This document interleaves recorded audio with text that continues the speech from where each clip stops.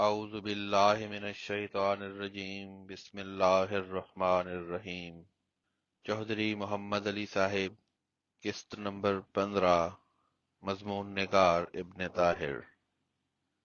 جب انسانوں کے دن بدلے تو انسانوں پہ کیا گزری۔ جیسا کہ گزشتہ اقساط میں ذکر ہو چکا ہے، قیام پاکستان کے بعد چودھری محمد علی تو قادیان سے لاہور منتقل ہو گئے اور تعلیم الاسلام کالج میں اپنا سلسلہ ملازمت جاری رکھا۔ تاہم آپ کے والدین ایک پرخطر سفر کے بعد بمشکل اپنی جان بچا کر تحصیل زیرہ سے کچا گوجرا منتقل ہوئے۔ قرینے قیاس ہے کہ انہوں نے بھارت میں چھوڑی ہوئی اپنی زرعی اراضی کے عوض یہاں کچھ زمین الاٹ کرا لی اور پھر یہیں کے ہو رہے۔ اس لحاظ سے کچا گوجرا کے ساتھ چودھری محمد علی کی دلچسپی کا اندازہ لگایا جا سکتا ہے۔ وہاں آپ کے والدین کے علاوہ ایک بھائی اور 3 بہنیں مقیم تھیں اور والدین کی زرعی زمین بھی تھی۔ لہذا لاہور ہو یا ربوہ، ساری زندگی آپ کا کچا گوجرا آنا جانا لگا رہا۔ لیکن سوال یہ پیدا ہوتا ہے کہ کچا گوجرا ہے کہاں؟ اس حوالہ سے عبد الباسط بٹ، جو خواجہ عبد الکریم خالد درویش کے صاحبزادے اور گوجرا کے پشتینی باشندے ہیں، کا بیان جو آگے نقل کیا جا رہا ہے، دلچسپی سے پڑھا جانے کے لائق ہے۔ یاد رہے کہ موصوف آج کل شیخوپورہ میں مقیم ہیں، لیکن گوجرا کے ساتھ گہری نسبت رکھتے ہیں۔ انہوں نے اوائل جوانی کا سارا زمانہ اسی شہر میں گزارا اور یہیں BSc تک تعلیم حاصل کی۔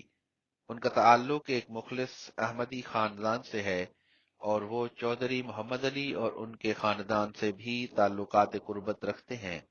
وہ بتاتے ہیں، چودھری صاحب کے والدین اور بھائی بہنوں کی رہائش گوجرا شہر سے ملحقہ گاؤں 365 جیم بے کچا گوجرا میں تھی۔ کسی وقت کچا گوجرا گوجرا شہر سے الگ کوئی بستی ہوتی ہوگی، لیکن جب سے میں نے ہوش سنبھالا ہے، یہ گاؤں شہر کا ہی ایک حصہ شمار ہوتا ہے۔ یہاں سے ایک راستہ پینسرا سے ہوتا ہوا فیصل آباد چلا جاتا ہے، جبکہ دوسرا راستہ موچی والا سے ہوتا ہوا جھنگ جاتا ہے۔ چودھری صاحب کی زرعی اراضی چک نمبر 296 جیم بے جفاپور میں تھی، جس کا نام اب مصطفیٰ آباد رکھ دیا گیا ہے۔ اس گاؤں کی نمبرداری بھی انہی کے پاس تھی اور ان کا ذمہ دارہ بھی اسی دہ میں تھا۔ اسکول کے زمانہ کے میرے ایک غیر جماعت سائنس ٹیچر بشیر احمد یہاں رہتے تھے اور میں میٹرک میں ان سے سائنس پڑھنے ان کے گھر جاتا رہا ہوں، اس لیے ذاتی طور پر جانتا ہوں کہ اس گاؤں کے اکثر باسی ارائیں برادری سے تعلق رکھتے تھے اور ان کا ذریعہ معاش سبزی کی کاشت تھا، جس کی ایک وجہ شاید یہ بھی تھی کہ شہر سے نزدیک ہونے کے سبب انہیں سبزی منڈی تک پہنچنا آسان تھا۔ اب تو حالات بدل گئے ہیں، لیکن اس زمانہ میں کچا گوجرا کے اکثر گھر کچے تھے، مگر چودھری صاحب کی رہائش گاہ پختہ تھی۔ چھوٹی آبادی تھی لیکن بازار کھلے کھلے تھے۔ چودھری صاحب اپنی گوناگون جماعتی مصروفیات کی وجہ سے گاؤں میں زیادہ نہ آ جا سکتے تھے، اس وجہ سے ان کا گاؤں کے لوگوں سے رابطہ کم تھا۔ چنانچہ ان کے چھوٹے بھائی ظفر علی، جو ذمہ دارہ امور پر دسترس رکھتے تھے، تمام معاملات سنبھالتے اور اپنی نمبرداری چلاتے۔ میں اپنے ذاتی علم کی بنا پر کہہ سکتا ہوں کہ انہوں نے اپنا وقت انتہائی نیکی اور شرافت سے گزارا اور کسی کے لیے تکلیف کا باعث نہ بنے، بلکہ ہمیشہ دوسروں کو فائدہ پہنچانے میں کوشاں رہے۔ موصوف نے چودھری محمد علی کے انتقال سے چند ماہ پہلے وفات پائی۔ چودھری محمد علی کی 3 ہمشیرگان تھیں۔ سب سے بڑی ہمشیرہ کا نام زینب بی بی تھا اور ان کی شادی چودھری عبد المجید سے ہوئی تھی۔ اب نہ زینب بی بی بقید حیات ہیں نہ ان کے شوہر۔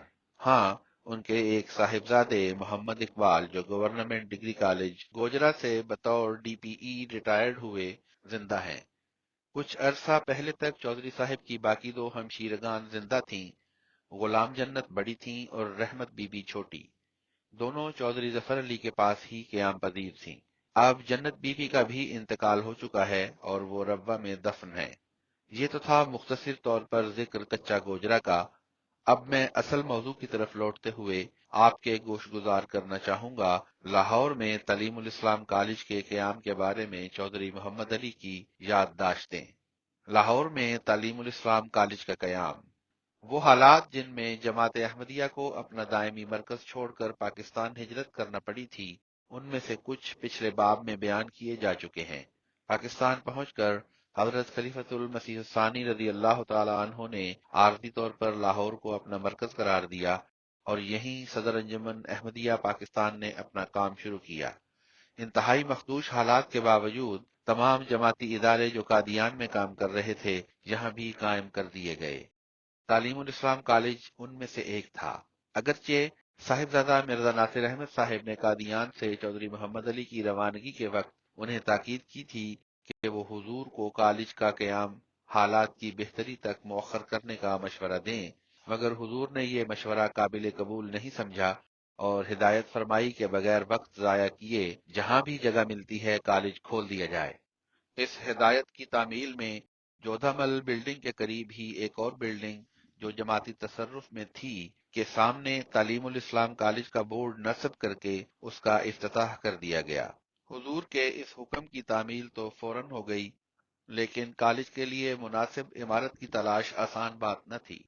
کچھ عرصہ تو یہ کالج کینال بینک پر ایک متروکہ استبل میں کام کرتا رہا، لیکن پھر ڈی اے وی کالج کی عمارت اسے الاٹ ہو گئی۔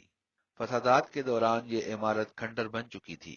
اس کے دروازے اور کھڑکیاں نہ جانے کون اکھیڑ کر لے گیا تھا، اور اس کی لائبریری کتابوں سے خالی اور اس کی لیبارٹریاں سائنسی ساز و سامان سے عاری ہو چکی تھیں۔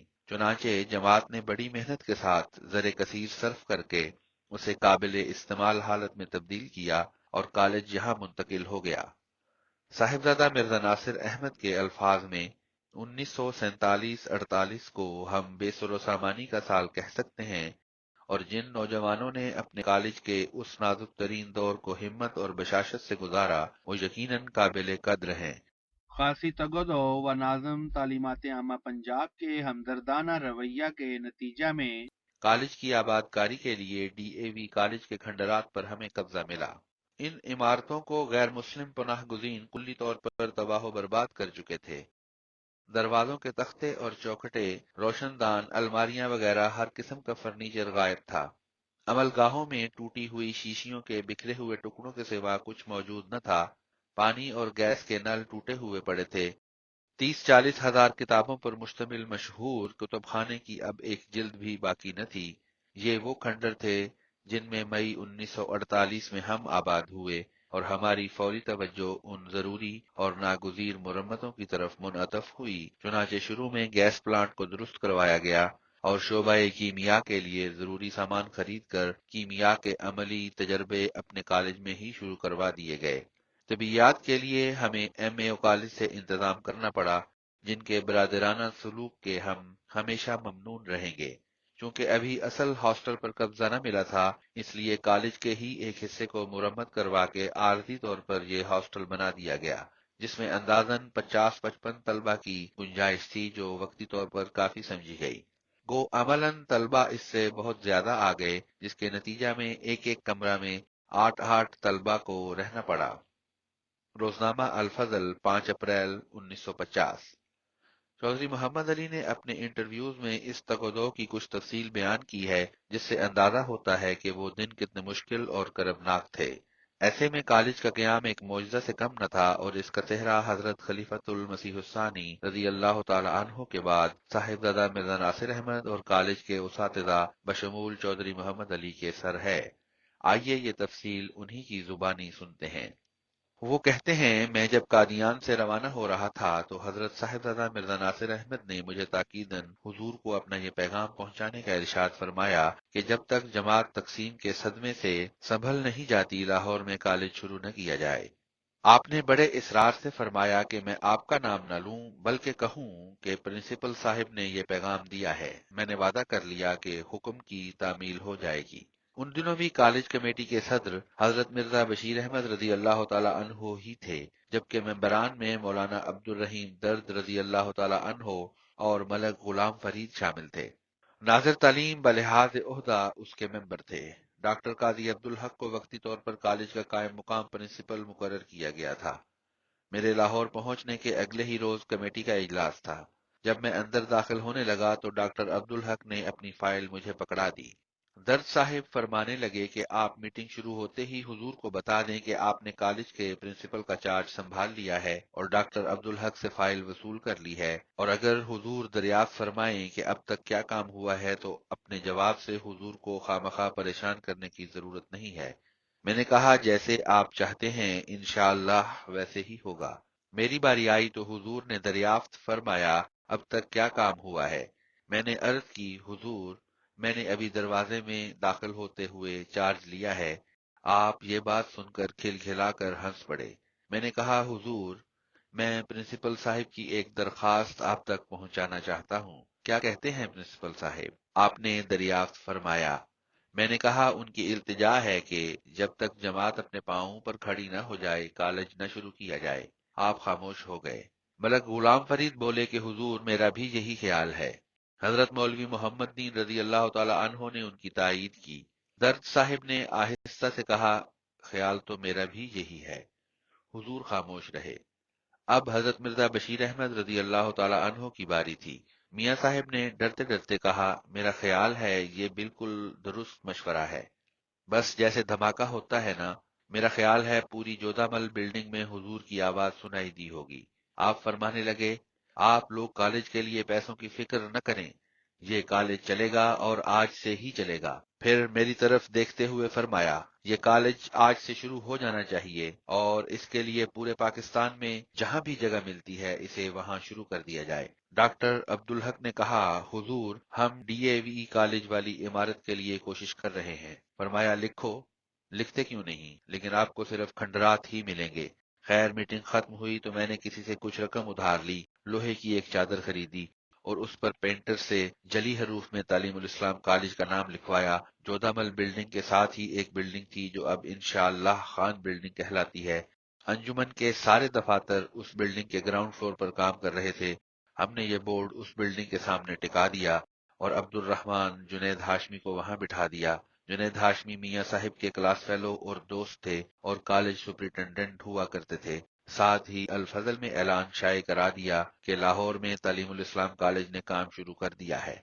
جہاں تک تعلیم الاسلام کالج کے لیے عمارت کی تلاش کا تعلق ہے، میں آپ کو بتاتا چلوں کہ ہندوؤں اور سکھوں کے ترک وطن کی وجہ سے اس وقت لاہور میں جو بڑی عمارتیں خالی پڑی تھیں ان میں سے ایک سکھ نیشنل کالج کی عمارت بھی تھی۔ اس کالج کے فاؤنڈر پرنسپل سردار نرنجن سنگھ تھے جو مشہور اکالی لیڈر ماسٹر تارا سنگھ کے چھوٹے بھائی تھے۔ اس سے پہلے سردار نرنجن سنگھ خالصہ کالج امرتسر میں پڑھاتے تھے، تاہم 1937 کے انتخابات میں انہوں نے اپنے کالج کی انتظامیہ کی منشا کے خلاف ووٹ دیا تھا، جس کی پاداش میں انہیں ملازمت سے برطرف کر دیا گیا۔ ان کی برطرفی کے ساتھ میری ایک ذاتی یاد بھی وابستہ ہے۔ ہوا دراصل یوں کہ اس موقع پر لاہور میں ایک ہڑتال ہوئی جس میں نے بھی حصہ لیا تھا۔ ہمارے لیڈر تھے۔ مجھے یاد ہے سارے لڑکے خالصہ کالج کے باہر سڑک پر لیٹ گئے تھے۔ گرمی کا موسم تھا اور وہاں پانی کا ایک ہی نلکا تھا۔ پولیس نے اس کی ہتھی اتار لی۔ پیاس کے مارے ہڑتالیوں کا برا حال تھا اور ان کی خواہش تھی کہ کوئی بہانہ مل جائے تو وہ ہڑتال ختم کر دیں۔ انہوں نے مین روڈ بند کی تو پولیس نے ٹریفک بحال رکھنے کے لیے ایک اور راستہ نکال لیا۔ یہ راستہ کچا تھا، چنانچہ گاڑیاں گزرتی تو ساری گرد ان پر پڑتی۔ یہ ایک عجیب و غریب صورتحال تھی۔ پولیس ہڑتالیوں کا مذاق اڑا رہی تھی اور ہڑتالی منتیں کر رہے تھے کہ لاٹھی چارج کرو تو ہماری کچھ فیس سیونگ ہو جائے اور ہم اس اذیت سے نجات پا سکیں۔ اب میں اصل موضوع کی طرف لوٹتے ہوئے عرض کروں گا کہ ہم نے پاکستان آتے ہی کوشش شروع کر دی تھی کہ ہمیں کسی طرح سکھ نیشنل کالج کی عمارت مل جائے، تاہم جب ہمیں یہ معلوم ہوا کہ سردار نرنجن سنگھ نے تعلیم الاسلام کالج قادیان کی عمارت دیے جانے کا مطالبہ داغ دیا ہے تو ہم فوراً سکھ نیشنل کالج پہنچ گئے اور کچھ دن وہاں ڈیرہ جمائے رکھا۔ مجھے یاد ہے ماسٹر فضل داد تانگے پر ہمارے لیے کھانا لایا کرتے تھے، لیکن جلد ہی ہم نے محسوس کر لیا کہ یہ جگہ شہر سے بہت دور ہے اور طلبہ کا یہاں پہنچنا آسان نہیں۔